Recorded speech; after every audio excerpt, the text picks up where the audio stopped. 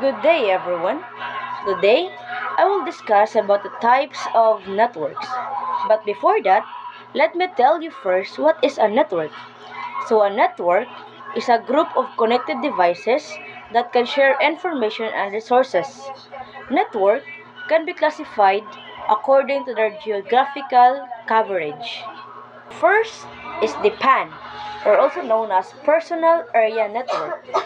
So this is a type of network that covers a very small range only, within a few meters.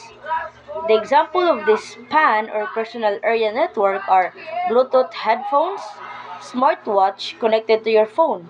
So second is the LAN, or Local Area Network. It covers only a small area like homes, classroom, or office. Example of these are school, computer lab, which is connected to only one router. Third type of networks is the MAN, the Metropolitan Area Network. So this network covers a city or a large campus. Example of these are the citywide Wi-Fi or university networks across building.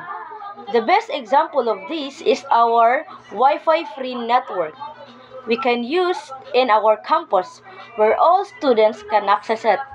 So the other type of networks is the wide area network.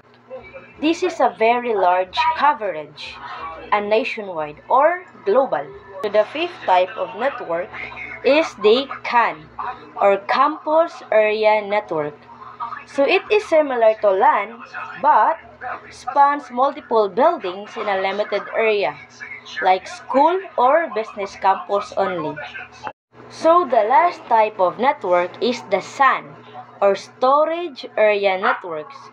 So it is a high-speed network that connects storage servers to improve data access. So these types of networks differ in size, speed, and purpose, from personal use only to worldwide communication. Since we're done with the type of network, let's proceed to the network topologies.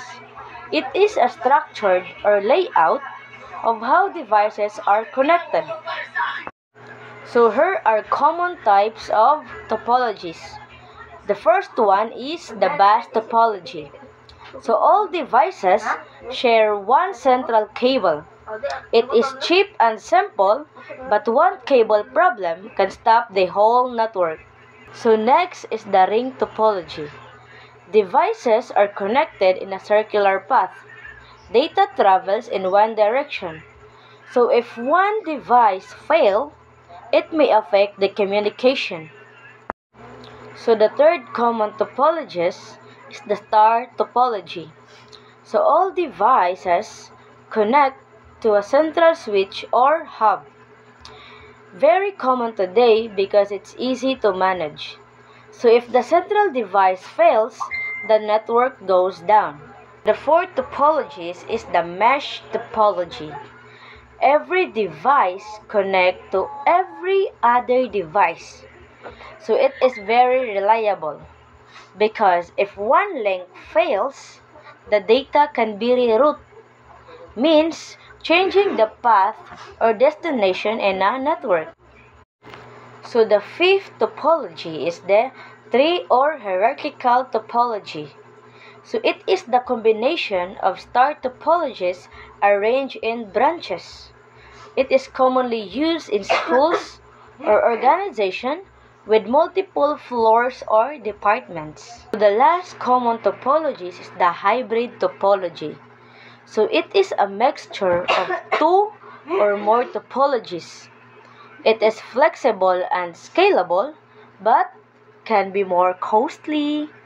So different topologies are chosen depending on cost, performance needs, and network size. To summarize, network types depend on the area they cover, from small to global.